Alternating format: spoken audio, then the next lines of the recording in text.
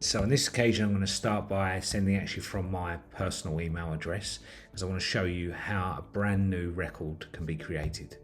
So I'm going to be emailing Adam Corby at quadrixsoft.com, just a purchasing of licenses. For this occasion, I'll pretend to be Steve Smith. So I'm just going to send this email in.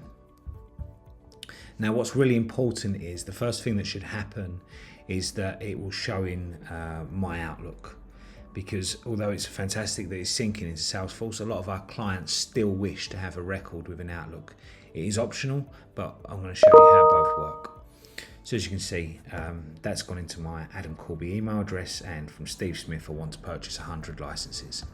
I'm then going to shoot over to Salesforce, and if we go over to the Goat email app launcher, you'll see under unresolved items that we've developed, you can select your category there. So either it's a shared mailbox, we can do full syncing, I can show you a bit more on that later, or personal. So on this particular occasion it's personal email address. So I've received this email, I just want to know what it's about, so I'm going to click the preview button, and as I see there, I want to purchase 100 licenses from Steve Smith. So I've got a couple of options. The first thing, if this holds zero relevance and I do not want this to sit in my Salesforce, at this point I will discard this email.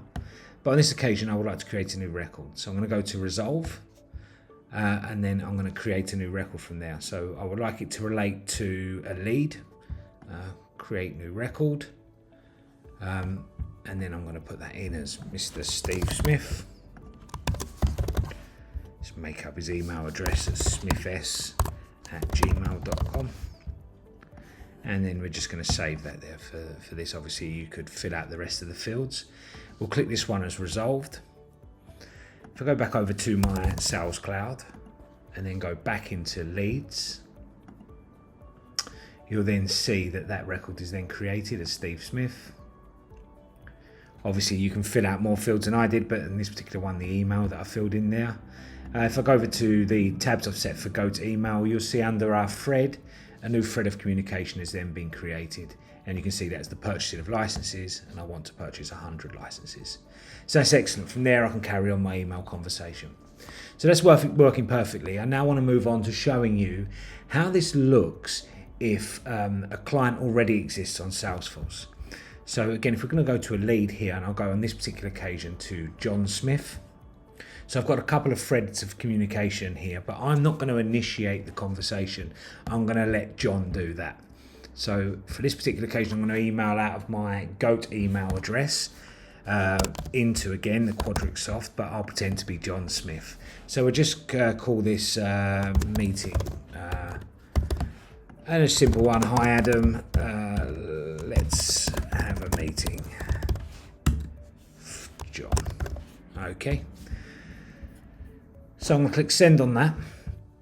Very similar to the last scenario I just showed you, you will receive the email into Outlook first. Again, completely optional, but a lot of our clients like it that way. So if you just give that a second, that will come in. And there it is. So you can see this, hi Adam, let's have a meeting. And from there, what I'm then going to do is I'm going to go over to the record, just give that a second to sync into Salesforce.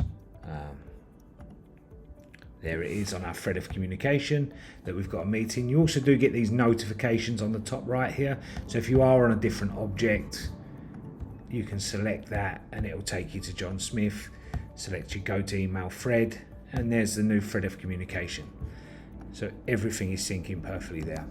Finally, the last thing that I want to show you is if I go to Global Inbox, we have these tabs here. So at the moment I've got an overview of all emails. Now if I was using a shared mailbox, I'll be able to see every email within the shared mailbox, but what you can do is set that per user, and then there is an option there to set that to my individual emails. So again, if I go to the Goat email launcher and I go over to where it says shared mailbox on the top here, what you'll do is you can add shared mailboxes, name it, put the shared mail address in there, and then from there you can select your users which have access, and just dragging them into the selected column there and save it once complete, and then that will be able to show visibility within Global Inbox as well. So there it is. Thank you very much for watching this video. I hope that's given you a clear insight on how our sync functionality and features work. I'm sure you'll feel some huge benefits from these. So if you can like our YouTube channel and subscribe, and there'll be more videos to follow. Thank you very much.